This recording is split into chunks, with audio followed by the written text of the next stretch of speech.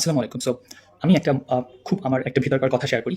So আমার হচ্ছে একটা ইন্টারন্যাশনাল কোম্পানিতে হচ্ছে চাকরি হয়।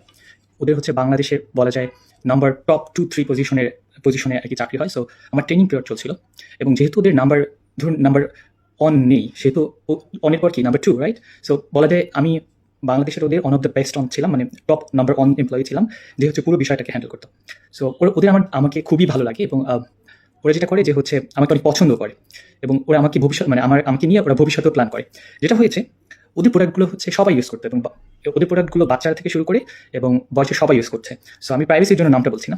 সো যেটা হলো, ওদের কিছু প্রোডাক্ট ডেট এক্সপায়ার্ড হয়ে যায়। সো আমি যেটা করি ওই প্রোডাক্টগুলোকে হচ্ছে ড্যাম্প করি এবং হচ্ছে আমার একটা কন্ডিশন ছিল যে আমি প্রোডাক্টগুলো ইউজ করবো না। সো এবং আমি ইউজ করিও না, মানে প্রোডাক্টগুলো আমি ফেলে দিই। সো এর পরবর্তীতে যেটা হয় যে এর কিছুদিন পরই হচ্ছে ওরা আমাকে বলে যে আমাকে তারা নিতে ইন্টারেস্ট না। সো অবশ্যই এটা আমার দুঃখ পাওয়ার কথা ছিল। বাট দিন শেষে কিংবা আমার পরিবার বলে যে আসলে কি করলাম, কেন এরকম হলো।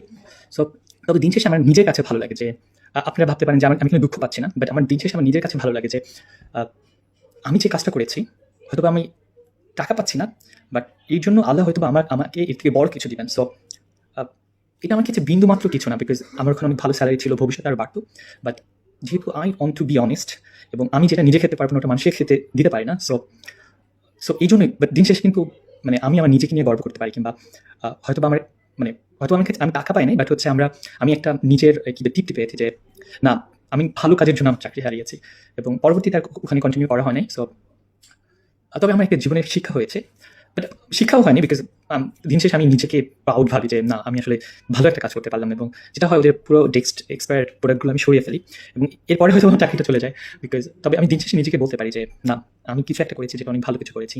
চাকরি তো আমি লাইফে আর কত করতে পারবো এবং আমি বিশ্বাস করি এর থেকে বড় চাকরি আমার হবে ইনশাআল্লাহ এবং এর থেকে ভালো কিছু হবে।